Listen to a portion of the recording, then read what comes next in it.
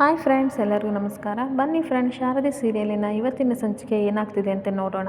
ಅದಕ್ಕೂ ಮುಂಚೆ ಯಾರೆಲ್ಲ ನನ್ನ ವಿಡಿಯೋ ನೋಡ್ತಾ ಇದ್ದೀರಾ ಅವರೆಲ್ಲ ಪುಟ್ಟದೊಂದು ಲೈಕ್ ಮಾಡಿ, ಹಾಗೆ ಸಬ್ಸ್ಕ್ರೈಬ್ ಮಾಡೋದನ್ನು ಮರಿಬೇಡಿ. ಬನ್ನಿ ಫ್ರೆಂಡ್ಸ್, ಸ್ಟಾರ್ಟ್ ಮಾಡೋಣ. ಫ್ರೆಂಡ್ಸ್, ಮೊದಲಿಗೆ ಜ್ಯೋತಿಕಾ ಡ್ರೈವಿಂಗ್ ಮಾಡ್ಕೊಂಡು ಹೋಗ್ತಾ ಇರ್ತಾಳೆ. ತುಂಬ ಟೆನ್ಷನಿಂದ ಹೋಗ್ತಾ ಇರ್ತಾಳೆ. ಗಾಡಿನ ಸಡನ್ನಾಗಿ ಬ್ರೇಕ್ ಹಾಕಿ ನಿಲ್ಲಿಸ್ತಾಳೆ. ಆವಾಗ ಗಾಡಿಯಿಂದ ಕೆಳಗಡೆ ಇಳಿದು ಯೋಚನೆ ಮಾಡ್ತಾ ಇರ್ತಾಳೆ, ನನಗೇನಾಗಿದೆ, ನಾನು ಎಲ್ಲೆಲ್ಲೋ ಥಿಂಕ್ ಮಾಡ್ತಾ ಇದ್ದೀನಲ್ಲ, ಅವತ್ತು ಸಹ ಈ ಥರ ಥಿಂಕ್ ಮಾಡಿ ಆಕ್ಸಿಡೆಂಟ್ ಮಾಡಿಕೊಂಡೆ, ನನಗೇನಾಗಿದೆ ಅಂತ ಅಂದ್ಬಿಟ್ಟು ಎಲ್ಲನೂ ಸಹ ನೆನಪಿಸ್ಕೊತಾ ಇರ್ತಾಳೆ. ಪಾಲಾಕ್ಷ, ನೀನು ನಿಜವಾದ ಅಪ್ಪ ಅಮ್ಮ ದಶರಥ ಮತ್ತು ಸುಮಿತ್ರಾ ಅಲ್ಲ ಅನ್ನೋದು ನೆನಪಿಸ್ಕೊತಿರ್ತಾಳೆ.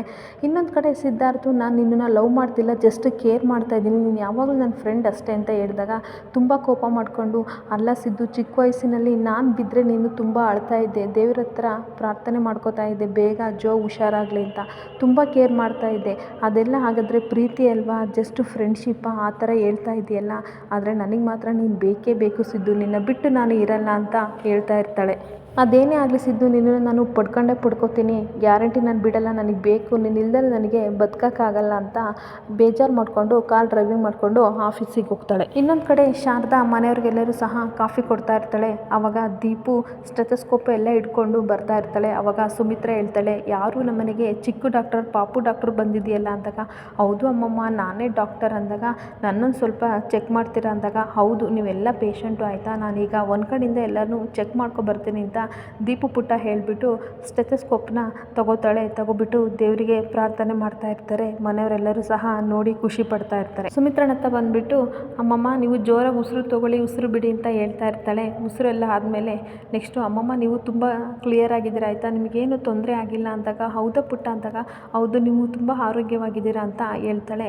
ಇನ್ನೊಂದು ಕಡೆ ವಿಮಲನ ಹತ್ರ ಹೋಗ್ತಾಳೆ ಚೆಕ್ ಮಾಡೋಕ್ಕೆ. ವಿಮಲನ ಹತ್ರ ಹೋದಾಗ ದೇವ್ರಿಗೆ ಮತ್ತೆ ಪುನಃ ಕೈ ಮುಗಿತಾ ಇರ್ತಾಳೆ. ತಾತ ಶಿವನಾರಾಯಣ ಕೇಳ್ತಾ ಇರ್ತಾರೆ, ಯಾಕೆ ದೀಪು ಮತ್ತೆ ನೀನು ಕೈ ಮುಗಿತಾ ಇದೆಯಲ್ಲ, ಆವಾಗಲೇ ಕೈ ಮುಗಿದು ದೇವ್ರ ಹತ್ರ ಪ್ರಾರ್ಥನೆ ಮಾಡಿಕೊಂಡೆ ಅಂತ ಅಂದಾಗ, ಹೌದು ಆವಾಗಲೇ ಮಾಡಿಕೊಂಡೆ, ಆದರೆ ವಿಮಲಮ್ಮ ಬೇಗ ಹುಷಾರಾಗಲಿ, ಅವರು ನಮ್ಮನ್ನು ಕರ್ಕೊಂಡು ಊರೆಲ್ಲ ಸುತ್ತಾಡಲಿ, ನನ್ನ ಜೊತೆ ಐಸ್ ಕ್ರೀಮ್ ತಿನ್ನೋಕೆ, ಹಾಗೆ ಅವರು ಕುಂಟೆ ಬಿಲ್ಲೆನೂ ಆಡಲಿ, ಹಾಗಂತ ದೇವರು ಅವರಿಗೆ ಒಳ್ಳೇದು ಮಾಡಲಿ ಅಂತ ದೇವ್ರ ಹತ್ರ ಬೇಡ್ಕೋತಾ ಇದ್ದೀನಿ ಅಂತ ಹೇಳ್ತಾ ಇರ್ತಾಳೆ. ಅದಕ್ಕೆ ದಶರಥ ಕೇಳ್ತಾನೆ, ಅದಕ್ಕೂ ಇದಕ್ಕೂ ಏನು ಸಂಬಂಧ ಪುಟ್ಟ, ನೀನು ಐಸ್ ಕ್ರೀಮ್ ತಿನ್ನೋಕ್ಕೂ ಕುಂಟೆ ಬಿಲ್ಲೆ ಆಡೋಕ್ಕೂ ಏನು ಸಂಬಂಧ ಅಂತ ಅಂದಾಗ, ವಿಮಲಮ್ಮನಿಗೆ ತುಂಬ ದಿನದಿಂದ ಆರೋಗ್ಯ ಸರಿ ಇಲ್ವಲ್ಲ, ಆದಷ್ಟು ಬೇಗ ಅವರು ಹುಷಾರಾಗಲಿ ಅಂತ ದೇವ್ರ ಹತ್ರ ಕೇಳ್ಕೊತಾ ಇದ್ದೀನಿ, ನಾನು ಕೊಡೋ ಟ್ರೀಟ್ಮೆಂಟಿಂದ ಅವರು ಹುಷಾರಾಗಲಿ ಅಂತ ಹೇಳ್ತಿರ್ಬೇಕಾದ್ರೆ ಎಲ್ಲರೂ ಸಹ ಒಂದು ಕ್ಷಣ ಕಣ್ಣೀರು ಹಾಕ್ತಾರೆ. ಆಗ ವಿಮಲ ಗಟ್ಟಿಯಾಗಿ ತಪ್ಪಿಕೊಂಡು, ಪುಟ್ಟ ಚಿಕ್ಕ ವಯಸ್ಸಿಗೆ ನಿನಗೆ ಎಷ್ಟು ಬುದ್ಧಿ ಪುಟ್ಟ ಅಂತ ಅಳ್ತಾ ಇರ್ತಾಳೆ.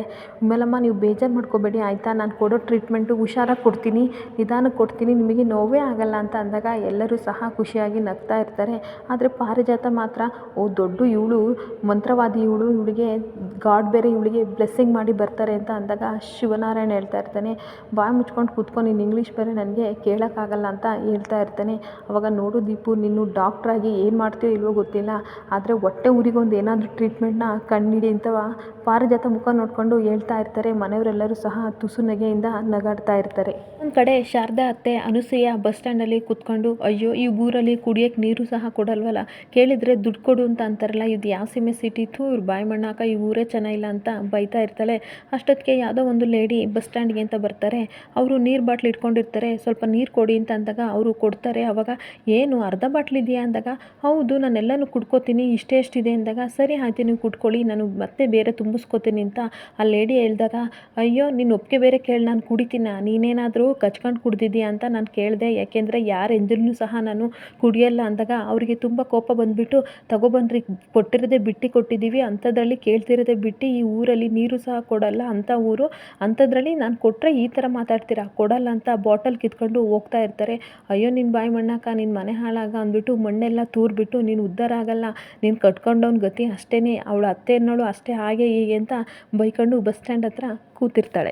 ಇನ್ನೊಂದು ಕಡೆ ಮನೇಲಿ ಶಾರದಾ ಅಕ್ಕಿನಲ್ಲಿ ಭತ್ತ ಆಯ್ತಾ ಇರ್ತಾರೆ. ಆವಾಗ ದೀಪು ಗೊಂಬೆ ತಾಂಡು ಆಟ ಆಡ್ತಾ ಇರಬೇಕಾದ್ರೆ ರಾಮಾಯಣ ಕಥೆನ ಹೇಳ್ತಾ ಇರ್ತಾಳೆ. ಆಮೇಲೆ ಹಾಗೆ ಅಲ್ಲಿ ರಾಮಾಯಣದಲ್ಲಿ ಎಷ್ಟು ಒಳ್ಳೆ ಅಜ್ಜಿದಿರಿದ್ದಾರೆ, ಹಾಗೆ ಈ ಮನೇಲಿ ತುಂಬ ಒಳ್ಳೆ ಅಜ್ಜಿದಿರು ಇದ್ದಾರೆ ಅಲ್ವಮ್ಮ, ಇಬ್ಬರು ಸಹ ತುಂಬ ಒಳ್ಳೆ ಅಜ್ಜಿ, ಆದರೆ ನಮ್ಮೂರಲ್ಲಿ ನಮ್ಮ ಅಜ್ಜಿ ಇದ್ದಾರಲ್ಲ ಅನುಸೂಯ ಅಜ್ಜಿ, ಅವ್ರು ಮಾತ್ರ ಕೆಟ್ಟವರು ಅಂದಾಗ, ಏನೂ ಮಾಡೋಕ್ಕಾಗಲ್ಲಮ್ಮ, ಪರಿಸ್ಥಿತಿ ಅವ್ರನ್ನ ಆ ಥರ ಮಾಡಿರುತ್ತೆ, ನಾವು ಕೆಟ್ಟವರು ಅಂತ ಅನ್ಕೋಬಾರ್ದು ಅಂತ ಅಂದಾಗ, ಹೌದಮ್ಮ ಹಾಗಾದರೆ ಪರಿಸ್ಥಿತಿ ಕೆಟ್ಟದಾಗಿ ಮಾಡಿತ್ತು ಅಂತ ಅಂದರೆ ನನ್ನ ಸಿದ್ದು ಫ್ರೆಂಡು ಸಹ ಒಳ್ಳೆಯವರಲ್ವಾ ಅಂದಾಗ ಅವಳಿಗೆ ಒಂದು ಕ್ಷಣ ಶಾಕ್ ಆಗ್ತಾ ಇರುತ್ತೆ. ಹೌದಮ್ಮ, ಪರಿಸ್ಥಿತಿ ಕೆಟ್ಟದ್ದು ಅಂತ ಅಂದಮೇಲೆ ಸಿದ್ದು ಫ್ರೆಂಡು ಒಳ್ಳೆಯವರು, ಇನ್ಯಾವತ್ತೂ ಸಹ ನೀವು ಅವ್ರನ್ನ ಬೈಬೇಡಿ ಆಯಿತಾ, ನನ್ನ ಫ್ರೆಂಡ್ ತುಂಬ ಒಳ್ಳೆಯವರು ಅಂತ ಹೇಳ್ತಾ ಇರ್ತಾಳೆ.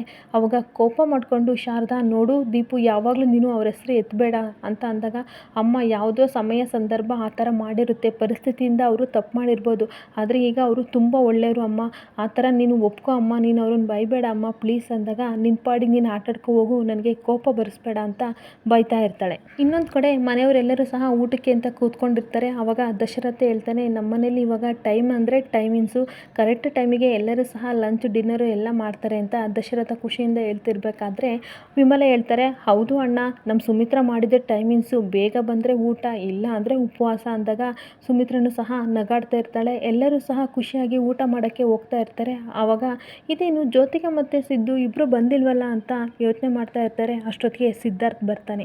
ಸಿದ್ಧಾರ್ಥ್ ಬಂದಮೇಲೆ, ಏನು ಸಿದ್ಧಾರ್ಥ್, ಜ್ಯೋತಿಕಾ ಎಲ್ಲಿ ಅಂತ ಅಂದಾಗ, ನನಗೆ ಗೊತ್ತಿಲ್ಲ ಅಂತ ಹೇಳ್ತಾ ಇರ್ತಾನೆ. ಗೊತ್ತಿಲ್ಲ ಅಂತ ಅಂದರೆ ನೀನು ಆಫೀಸಿಗೆ ಹೋಗಿಲ್ವಾ ಅಂತ ವಿಮಲಾಗೆ ಹೇಳಿದಾಗ, ಇಲ್ಲ ಅಮ್ಮ, ನನಗೊಂದು ಮೀಟಿಂಗ್ ಇತ್ತು, ಅದಕ್ಕೆ ನಾನು ಬೇಗ ಹೋಗಿದ್ದೆ, ಇವಾಗ ಮೀಟಿಂಗ್ ಮುಗಿಸ್ಕೊಂಡು ಬರ್ತಾ ಇದ್ದೀನಿ, ಜೋ ಅಲ್ಲೇ ಇದ್ಲು ಅಂತ ಅಂದಾಗ, ಇದೇನು ಇನ್ನೂ ಬಂದಿಲ್ವಲ್ಲ, ಏನಾಗಿರ್ಬೋದು ನಮ್ಮ ಗೋಲ್ಡಿಗೆ ಅಂತ ಪಾರಿಜಾತ ಹೇಳ್ತಿರ್ಬೇಕಾದ್ರೆ ದಶರಥ, ಇರು ನಾನು ಕಾಲ್ ಮಾಡ್ತೀನಿ ಅಂತ ಕಾಲ್ ಮಾಡ್ತಾನೆ. ಅವಾಗ ಫೋನ್ ಸ್ವಿಚ್ ಆಫ್ ಬರ್ತಾ ಇರುತ್ತೆ. ಅವಾಗ ಮನೆಯವ್ರಿಗೆಲ್ಲರಿಗೂ ಸಹ ಗಾಬರಿ ಆಗ್ತಾ ಇರುತ್ತೆ, ಎಲ್ಲೋಗಿರ್ಬೋದು ಇಷ್ಟೊತ್ತಿನಲ್ಲಿ ಅಂತ ಎಲ್ಲರೂ ಸಹ ಟೆನ್ಷನ್ ಮಾಡ್ಕೊಂಡಿರ್ತಾರೆ. ಅವಾಗ ಪಾರಿಜಾತ, ಅಯ್ಯೋ ನನ್ನ ಗೋಲ್ಡಿ ತುಂಬ ಒಳ್ಳೆಯವಳು, ಏನಾಯಿತು, ಅವಳಿಗೆ ಸತ್ಯನಾರಾಯಣ ಪೂಜೆ ಮಾಡಿಸಿದ್ವಿ, ಹೋಮ ಮಾಡಿಸಿದ್ವಿ, ಶನಿಗ್ರಹ ಅಂತ ಎಲ್ಲ ಪೂಜೆ ಮಾಡಿಸಿದ್ರು ಸಹ ಆ ಹುಡುಗಿಗೆ ಯಾಕೆ ಈ ಥರ ಆಗ್ತಾಯಿದೆ ಅಂತ ಮಾತಾಡ್ತಾ ಇರ್ತಾಳೆ.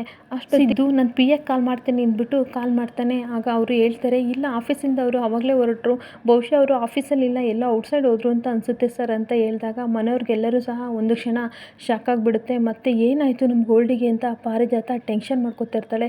ಮನೆಯವರೆಲ್ಲರೂ ಸಹ ಟೆನ್ಷನಿಂದ ಊಟ ಮಾಡೋದ್ಬಿಟ್ಟು ಎದ್ದು ನಿಂತ್ಕೋತಾರೆ. ಆವಾಗ ಸಿದ್ಧಾರ್ಥ್, ನಾನು ಹೋಗ್ತೀನಿ ಅಂತ ಅಂದಾಗ ದಶರಥ, ನಾನು ಬರ್ತೀನಿ ಅಂದಾಗ, ಇರಿ ಬೇಡ ಬಾವ, ನಾನು ಹೋಗ್ತೀನಿ ಅಂತ ಹೇಳ್ತಾ ಇರ್ತಾನೆ. ಆವಾಗ ಸುಮಿತ್ರಾ ಅಳ್ತಾ ಇರ್ತಾಳೆ, ಅತ್ತೆ ನೀವು ಅಳಬೇಡಿ ಆಯಿತಾ, ಏನೂ ಆಗಿರಲ್ಲ ಜೋಗೆ, ಆದಷ್ಟು ಬೇಗ ನಾನು ಕರ್ಕೊಬರ್ತೀನಿ ಅಂತ ಹೋಗ್ತಾ ಇರ್ತಾನೆ. ಆವಾಗ ಪಾರಿಜಾತ ಹೇಳ್ತಾಳೆ, ಅಯ್ಯೋ ನಮ್ಮ ಜೋ ಬೇಬಿಗೆ ಏನಾಗಿದೆಯೋ ಕಾಣೆ, ನನಗಂತೂ ಗೊತ್ತಿಲ್ಲ, ಏನಾದರೂ ತೊಂದರೆ ಆಗಿದೆಯಾ ಅಂತ ಅಂದಾಗ ತಾತ ಶಿವನಾರಾಯಣ ಹೇಳ್ತಾ ಇರ್ತಾರೆ, ನೀನು ಬಾಯಿ ಮುಚ್ಕೋ, ಏನೇನೋ ಅಪಶಕುನ ಮಾತಾಡಬೇಡ ಅಂತ ಹೇಳ್ತಾ ಇರ್ತಾರೆ. ಈ ಕಡೆ ಸಿದ್ಧಾರ್ಥ್ ತುಂಬ ಟೆನ್ಷನಿಂದ ಕಾರನ್ನ ಡ್ರೈವಿಂಗ್ ಮಾಡ್ಕೊಂಡು ಹೋಗ್ತಾನೆ. ಅದನ್ನು ಶಾರದಾ ನೋಡಿಬಿಟ್ಟು, ಏನಾಯಿತು ಸಿದ್ದು ಅವರು ಇಷ್ಟು ಟೆನ್ಷನ್ ಮಾಡ್ಕೊಂಡು ಹೋಗ್ತಾ ಇದ್ದಾರಲ್ಲ ಅಂದ್ಬಿಟ್ಟು ಒಳಗಡೆ ಬಂದುಬಿಟ್ಟು, ಅಮ್ಮ ಏನಾಯಿತು ಅಂತ ಸುಮಿತ್ರನ ಕೇಳ್ತಾ ಇರಬೇಕಾದ್ರೆ, ಅಯ್ಯೋ ಅದೊಂದು ದೊಡ್ಡ ಟೆನ್ಷನ್ ಅಂದಾಗ ಪಾರಿಜಾತ ಬಂದುಬಿಟ್ಟು ಬೈತಾ ಇರ್ತಾಳೆ, ನೀನು ಮನೆಯಿಂದ ಯಾವತ್ತು ತೊಲಗ್ತೀಯೋ ಅಲ್ಲಿವರೆಗೂ ಸಹ ನಮಗೆ ನೆಮ್ಮದಿ ಇರಲ್ಲ, ಒಂದಮೇಲೆ ಒಂದು ಪ್ರಾಬ್ಲಮ್ ಬರ್ತಾ ಇರುತ್ತೆ ಅಂತವ ಪಾರಿಜಾತ ಬೈತಾ ಇರ್ತಾಳೆ. ಆವಾಗ ವೈಕುಂಠನು ಸಹ, ಹೌದು ನೀವು ಬಂದಮೇಲೆ ದೊಡ್ಡಮ್ಮವ್ರಿಗೆ ನಿದ್ದೆನೇ ಇಲ್ಲ, ಎಲ್ಲನೂ ಹಾಳು ಮಾಡಿದ್ರಿ ಅಂತ ಅವನು ಸಹ ಬೈತಾ ಇರ್ತಾನೆ. ಆವಾಗ ಸುಮಿತ್ರ ಹೇಳ್ತಾಳೆ, ಎಲ್ಲದಕ್ಕೂ ಇವಳನ್ನ ಯಾಕೆ ಬೈತೀರಾ, ಅವಳದು ತಪ್ಪೇನಿದೆ ಅಂದಾಗ, ಏನಾಯಿತು ಅಮ್ಮ ಅಂದಾಗ, ಏನಾಯಿತು ಅಂತ ನಾನು ಹೇಳ್ತೀನಿ ಕೇಳ್ಕೊ ಅಂತ ಪಾರಿಜಾತ ಹೇಳ್ತಾ ಇರ್ತಾಳೆ. ನಮ್ಮ ಜೋ ಬೇಬಿ ಕಾಣೆ ಆಗಿದ್ದಾಳೆ, ಕಾಣಿಸ್ತಿಲ್ಲ ಅಂದಾಗ ಶಾಕಾಗಿ ಶಾರದಾ ಹಾಗೆ ನಿಂತ್ಕೊಬಿಡ್ತಾಳೆ. ಏನಂದ್ರಿ, ಜ್ಯೋತಿಕಾ ಅವರು ಕಾಣಿಸ್ತಿಲ್ವಾ, ಏನಾಯಿತು ಅಮ್ಮ ಅಂದಾಗ, ನನಗೂ ಗೊತ್ತಿಲ್ಲಮ್ಮ, ಒಂದ್ರ ಮೇಲೆ ಒಂದು ಬರೀ ಪ್ರಾಬ್ಲಮ್ಮೇ ಬರ್ತಾ ಇದೆ ಅಂತ ಅಂದಾಗ ಪಾರಿಜಾತ ಹೇಳ್ತಾಳೆ, ಮೊದಲು ಈ ಪ್ರಾರಬ್ಧನ ಹೊರಗಡೆ ಹಾಕು ಆಯಿತಾ, ಆಮೇಲೆ ಎಲ್ಲ ಪ್ರಾಬ್ಲಮ್ಮು ಸರಿಯಾಗುತ್ತೆ ಅಂದಾಗ ಸುಮಿತ್ರಾ ಬೈತಾ ಇರ್ತಾಳೆ, ಅತ್ತೆ ಎಲ್ಲದಕ್ಕೂ ಇವಳನ್ನ ಯಾಕೆ ಬೈತೀರಾ, ಇವಳದು ಏನು ತಪ್ಪಿದೆ, ಅದಕ್ಕೂ ಇದಕ್ಕೂ ಸಂಬಂಧ ಇಲ್ಲ, ಸ್ವಲ್ಪ ಸುಮ್ಮನೆ ಇರ್ತೀರಾ, ನನಗೆ ಮುಂಚೆನೇ ಟೆನ್ಷನ್ ಆಗಿದೆ ಅಂತ ಹೇಳ್ತಾ ಇರ್ತಾಳೆ.